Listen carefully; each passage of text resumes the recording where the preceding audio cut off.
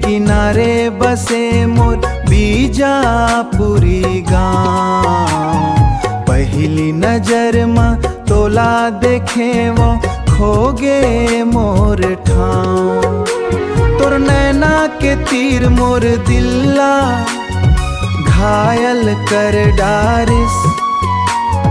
एके झलक में मोर जिंदगी माया भर डारिस। तोर मुस्कान देख के मोर मन हर मुस्काइस।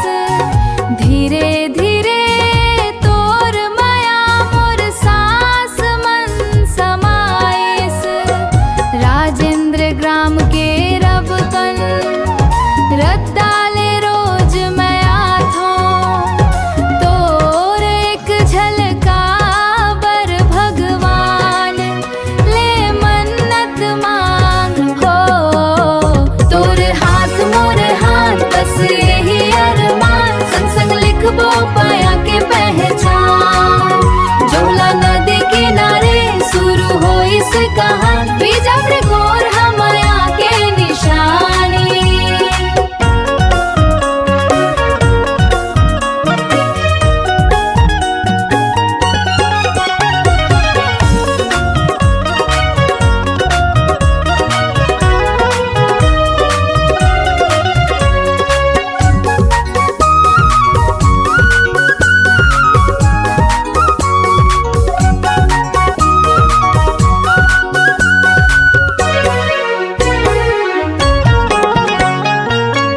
बस स्टैंड में उतर बेटूरी।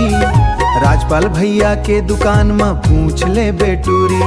गौतम कहाँ रही थे इतके पूछ देबे।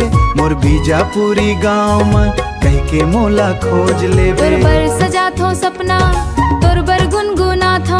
तोर नाव ले हर रोज चुपके मुस्का थो। जो हिला नदी गवाही देवे हमर माया के। नहीं टूटे ये डोरी जन्म जन्म के। तोर हाथ मोर हाथ बस यही अरमान। संग संग लिखबो पाया